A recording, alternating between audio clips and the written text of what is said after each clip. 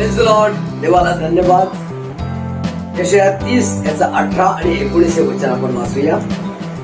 तर तुम्हावर कृपा करावी म्हणून यहोवा वाट पाहेल आणि तुम्हावर दया करावी म्हणून तो उंचावला जाईल.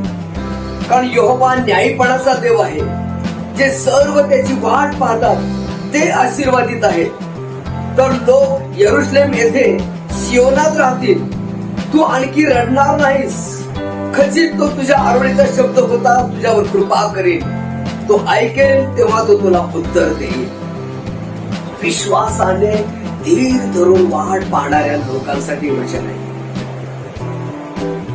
त्यांना देव कृपा देणार आहे. त्यांच्यावर तो कृपा करणार आहे. त्यांच्यावर तो दया करणार आहे.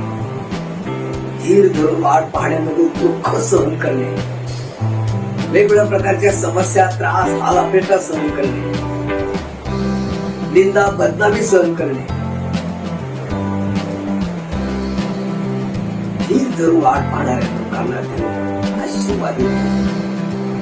आणि तिथे तो खात्री देतो की तो खचित तुझ्या आरोळीचा शब्द होतास.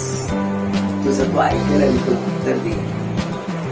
परंतु तो यरुशलेममध्ये सियोनात राहायला पाहिजे. म्हणजे आता आपली तुझ्या मंडळीमध्ये तू असायला पाहिजे. तू मंडळी सोडून उत्तर मिळत नाही, देवाकडून सुटका होत नाहीये, अविश्वास करून तू मंडळीतून बाहेर गेला तर तिथं तुला काय मिळणार नाही. देवाला शेवटपर्यंत धरून राहणार आहे. देवाच्या मंडळीला, देवाच्या मार्गाला, कल्पाला धरून राहणारे आपण असायला पाहिजे.